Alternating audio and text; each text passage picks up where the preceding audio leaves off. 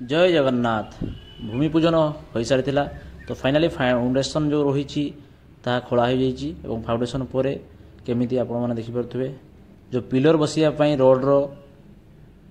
जो पिलर बंधाई सहित एठी जो रोड लगुच आपंकर स्टैंडिंग जो बीम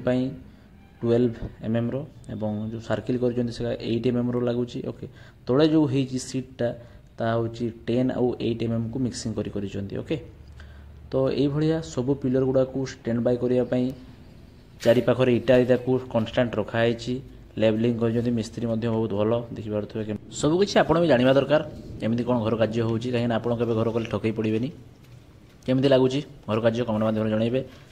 जहाँ घर पिलर पड़ू स्टेप बाय स्टेप मुझे देखी कौ भाया सब रोड बांधा हुए और कौन पर कौन पड़ू कौ बीम दिया हो नेक्स्ट केमी कौन इटार कनेक्शन रोचे जानवा दरकार बहुत किसी अच्छा जो मैंने होती ठिकादार मैंने ठकई आप पैसा मान नहीं से सतर्क हूँ निहाती जो रोड रे केते एमएम घर कर हिसाब से आपको कौ टाइप रोड लगुच जानवा निहाती दरकार सब मन रखिए पिलर गुड़ाक जब आपंकर